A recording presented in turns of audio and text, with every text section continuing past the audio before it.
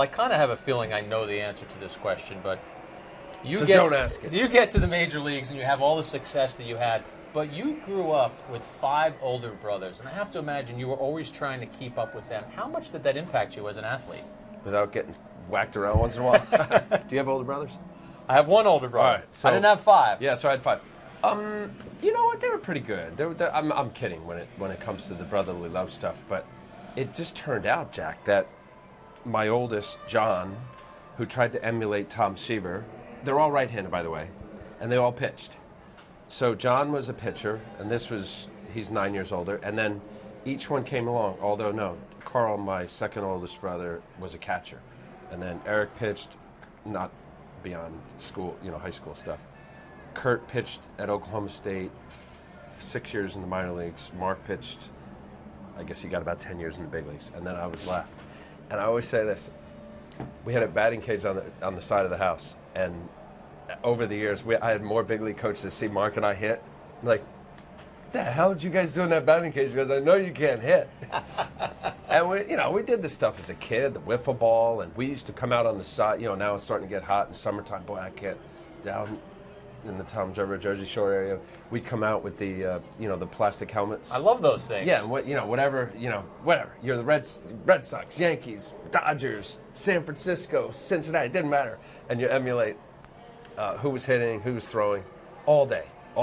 What do you say, or what did you say to those scouts when they would say, "Al, you made it to the major leagues with that arm, but how come that left-handed stick wasn't there?" I couldn't fight it. I couldn't deny it. I was awful. I mean, I say to this day, when I watch these hitters with the whole Bartolo Colon thing, he got a home run and he looks awful doing it, but that's better than I could. But I'll tell you what, Jack, as bad as I was, I enjoyed every time I got in there, knowing that I was going to be pathetic and I maybe put the ball in play. But it was fun. Mm-hmm. Here you are, big league stadium. Let's pretend we're players right now. National League, of course. And you got a shot at, like, how cool is that? Yeah. Every time. I don't want to forget your sister. You have a twin sister, right. Which I think is pretty neat. If people see Al Leiter and say, great left-handed pitcher, won over 160 games in the majors, 3 World Series rings, had a great cutter, now he has a career as an announcer. What would be her thing? What has made her stand out in her life and her career and what she's accomplished? She was a manager of different retail stores for a long time at a plumbing company. She went to college down in Florida. Often I think about my twin because she was the last. She was 13 minutes older than me. And I had a father who was drill sergeant, like MP, Army kind of guy. And she had 6 brothers to protect her. Think about that. Yeah. In a day where, so through the years of middle school and high school and just growing up, like, kids were afraid to come by. They had no idea the unpredictable nature. Not me, but my older brothers. So she kind of got ripped off a little bit because, there was a lot of protection going on in the Leiter household. But love her. She still lives down in the Ocean County area, and I see her often. When you think about your own career, are there moments or games that stand out that you are the proudest of? Absolutely. I think of how it started, and of course not at this place next door. When it started, first game, I pick it off this way, Jack. To this day, my mother, if you were to interview her, and I know you did when you were with the Times, her biggest memory or nicest memory was the first time that I got to the big leagues. September night, 1987, had a big crew of family and friends, and she still talks about that, which I think every big leaguer probably gives you that answer, because it's true. You finally make it, but especially the circuitous route that I took after being, drafted and coming up and then getting hurt and all that. Coming back, 1993, Game 1, striking out John Kruk, helping the Blue Jays win Game 1. Ultimately, we win the World Series. But there was a frozen moment in that time. I came in relief, and big moment, late in the game, and whatever. 97, Game 7, World Series, no question about it. The pinnacle of at least as a pitcher. Mm-hmm. You dream of the stuff, right? The backyard, the helmet, who's up, Game 7. So you're doing it. Pretty cool. Beat the Indians. They were a good team.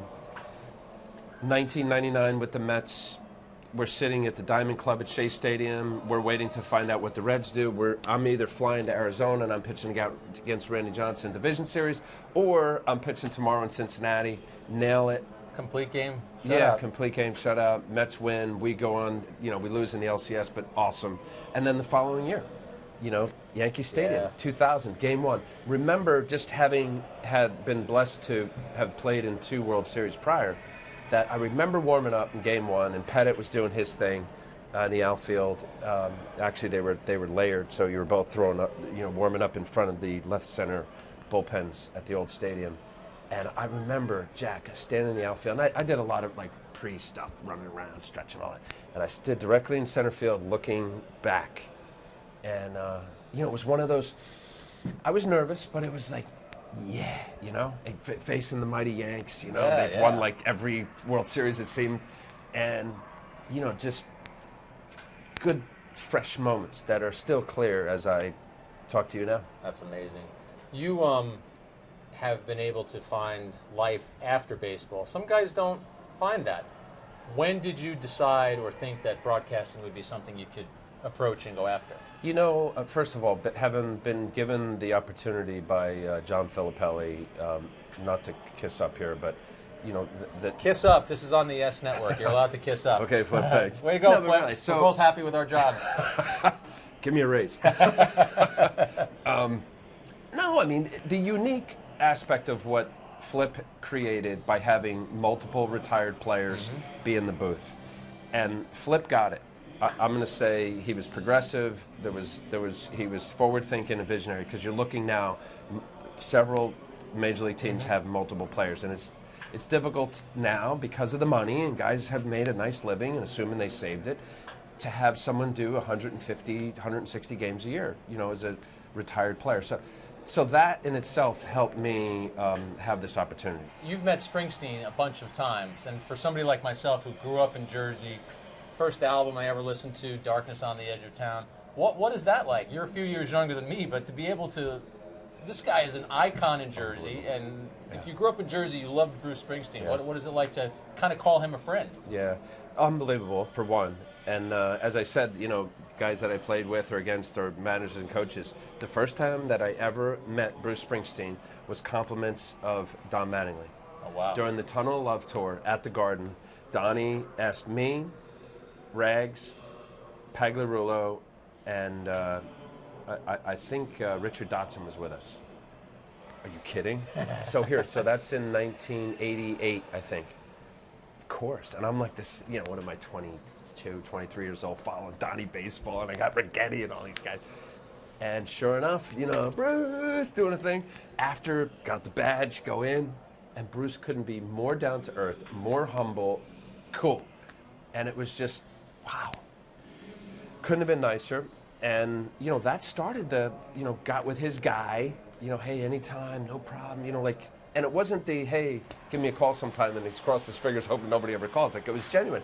And from there, over the years, I just, wherever it was, you just reached out. And then the coolest was, he was supposed to go to Game 5 of the 2000 World Series. Fast forward of about maybe 7 or 8 concerts between that. And Bruce, I knew of it, and I knew where he was going to sit, because they had told me he was going to sit right there next to the commissioner, right next to our dugout at Shea Stadium. It was foggy, weather, whatever. He was going to take a helicopter from Rumson area, oh, wow, over to LaGuardia, and then and he chose not to. And if you remember during the 2000 World Series, the Mets put these crazy speakers, really loud, almost annoying. And I always played some kind of Springsteen. Mine was Born to Run or something like that. And I guess, every time I got up, at least, when I warmed up, Born to Run. And then I'm facing Pettit that night, Born to Run. We lose, rest is history. I get a call a day or two later. And I can't believe I didn't save this stupid message. I was like a 5-year-old, 10-year-old. Let's say 10. Al, yeah, it's Bruce. Hey, I was watching the game. Man, great job, man. And, I'm listening he's, Bruce Springsteen called me.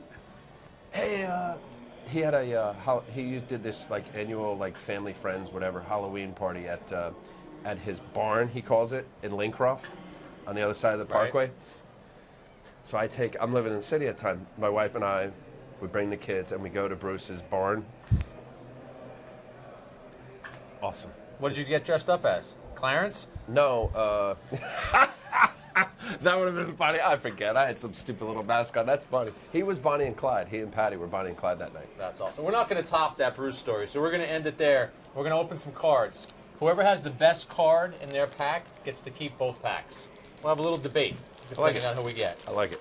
Oh, you're in trouble. What do you got? Look what I'm starting off with. Miggy Cabrera. All right, maybe I got Trout. That's a good start. Maybe I got right Bryce there. Harper. You're in trouble. Maybe I got two. Willie Mays. I got Zach Greinke. I got Lorenzo Cain. Wait a minute, I got Ichiro, future Hall of Famer. That's true. Gonna get 3,000 hits this year. Kevin Tanaka. Newman, Ryan Mount, Adrian AJ Gonzalez, Reed, Chris Vlad. Bostic, Francisco Lindor.